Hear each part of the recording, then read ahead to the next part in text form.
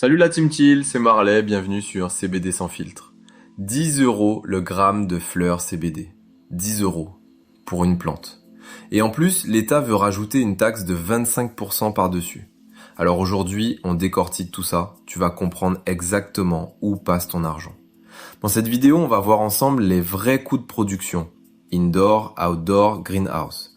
On va parler de cette fameuse taxe du projet de loi de finances 2026 qui fait flipper tout le monde. Les marges des boutiques, les frais de conformité et surtout, je te donne mes astuces pour acheter malin sans te retrouver avec de la fleur de supermarché. C'est parti. Et petit rappel avant qu'on commence, le prix, c'est pas toujours synonyme de qualité. Le plus important, c'est de bien choisir sa boutique. Je te mets un lien dans la description si tu veux checker par toi-même. Bon, commençons par la base. Pourquoi ta fleur CBD coûte ce prix-là? Tout commence au champ. En outdoor, c'est le moins cher. On part de 50 € par mètre carré par an. Tu récoltes environ 100 grammes au mètre carré, avec un taux de CBD autour de 5%. C'est correct, mais c'est du basique. En greenhouse, c'est déjà un autre game. 100 € le mètre carré, 200 grammes de rendement, 10% de CBD. Meilleure qualité, meilleur contrôle. Et en indoor, là c'est le premium. 200 € par mètre carré, mais 400 grammes de rendement avec du 15% de CBD. C'est là que tu trouves les fleurs à 10, 12, 15 € le gramme. Et franchement, quand tu vois le matos nécessaire, les lampes, la ventilation, le contrôle d'humidité, tu comprends mieux le prix. Ah, et fun fact, 60% du temps de travail, c'est juste la manucure. Le trim.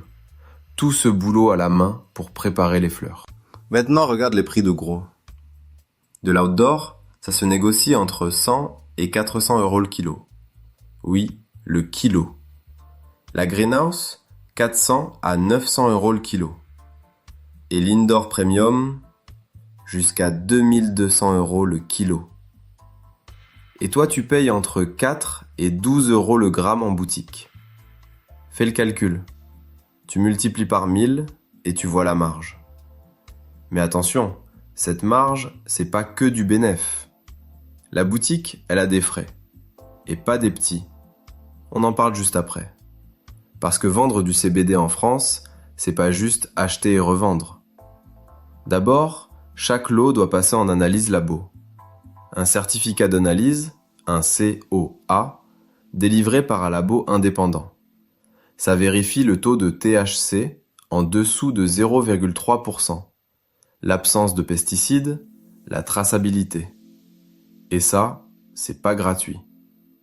Ensuite, t'as le règlement Novel Food européen, qui impose une traçabilité analytique par lot de fabrication. De la graine jusqu'à ton sachet, tout doit être documenté.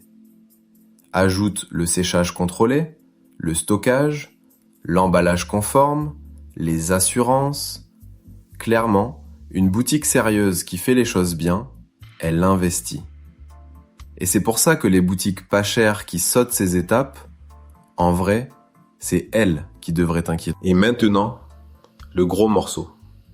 Le projet de loi de finances 2026.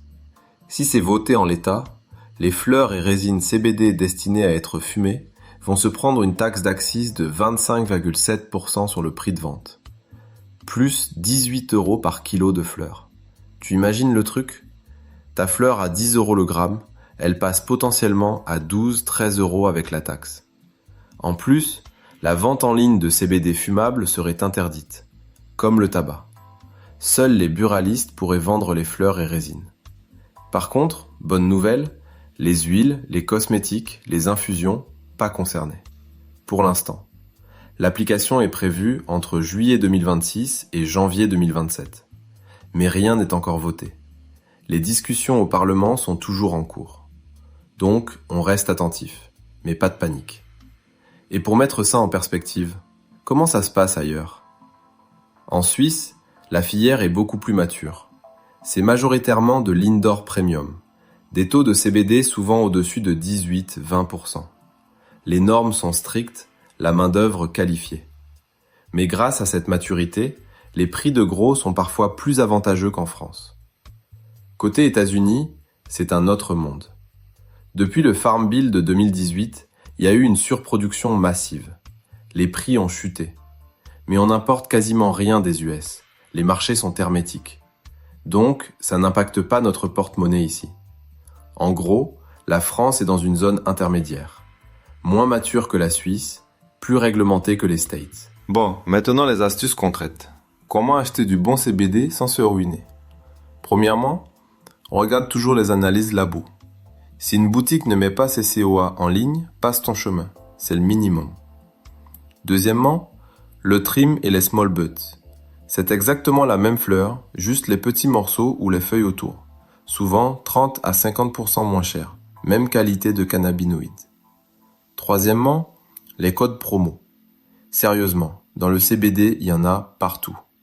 Cherche avant de commander, tu peux facilement économiser 10 à 20%. Quatrièmement, les packs et les promos quantité. Acheter 5 grammes au lieu d'un, ça change tout sur le prix au gramme. Et dernière chose, méfie-toi des prix trop bas.